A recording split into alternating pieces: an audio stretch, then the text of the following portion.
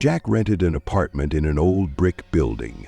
The place was quiet, the neighbors were polite, and his living room windows looked out onto a similar building across the street. Nothing special, except for one oddity. On the very first morning, he noticed that the window across the street on the second floor was always covered with heavy curtains. During the day, the curtains were sometimes parted, but he saw no one there. However, at night, when he was returning home from work, he noticed something strange. Through the half-closed curtains of the window across the street, someone was looking at him. It was a barely noticeable face, blurred by the dim light of the bulb behind the curtain. Jack froze for a moment, but then waved it off. Just a neighbor, he thought, although a strange feeling of unease settled inside. The next night, everything was repeated. Jack was sitting at the table when he looked up and again noticed a figure at the window across the street. It stood motionless, but something about its outline made him feel uncomfortable. The face was pale, too white, and the eyes, they seemed too big, disproportionate. Jack turned away, trying not to look, but he felt that gaze on him all the time. He tried to look in the next day, but the window was tightly closed with curtains, and no one answered behind the door of the apartment. Probably just some kind of recluse, he decided, but at night this explanation did not help. Every night, the figure in the window across the street became more distinct.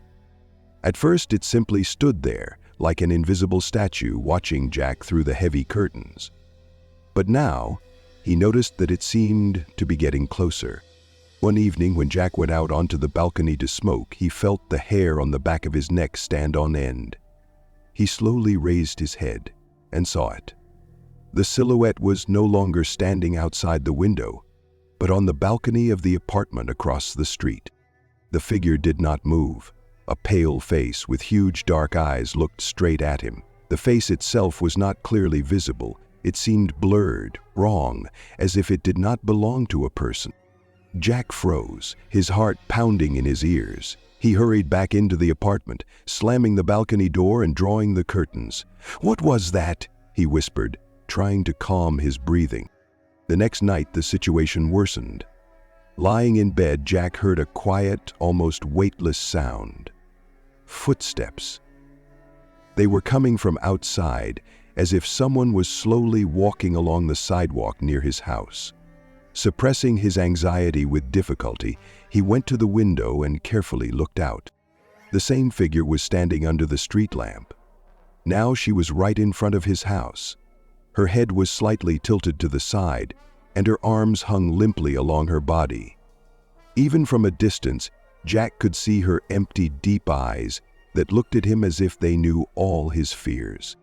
He jumped back from the window, slammed the curtains, and sat on the bed, clutching his head in his hands. It's impossible. Just a trick of the light, just fatigue. But at that moment, there was a knock. A dull, slow knock on the door of his apartment. Jack froze, not daring to move. The knock was repeated, persistent and heavy. He crept to the door and looked through the peephole, but there was no one outside. Now the new conviction crept into Jack's mind, that the woman was the perfect enemy, and that he was a victim of a disease. "Who's there?" His voice trembled as he asked the question. There was no answer.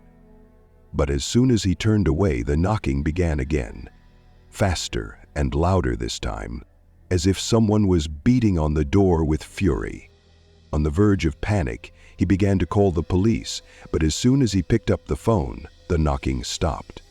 The silence was even more frightening. Jack listened, but before he could breathe a sigh of relief, he heard something else.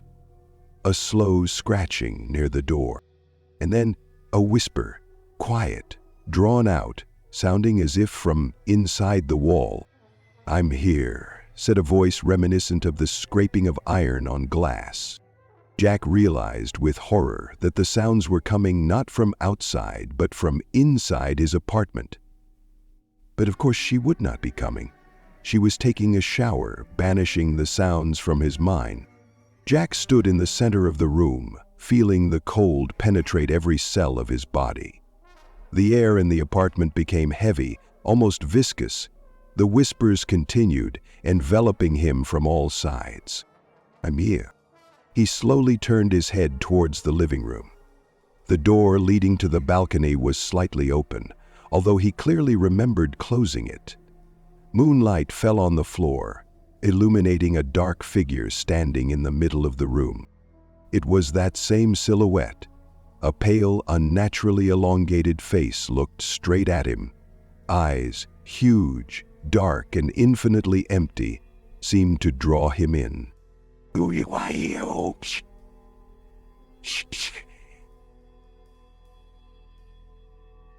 The figure did not answer. It began to move, slowly and smoothly, like a shadow that did not obey the laws of this world. Jack stepped back. His feet seemed to have grown to the floor. Her eyes glowed now, a faint, dim light filling the room.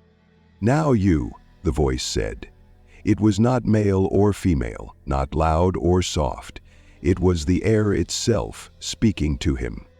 The figure extended a hand, long and thin, its fingers flowing like a shadow. When they touched him, everything went dark.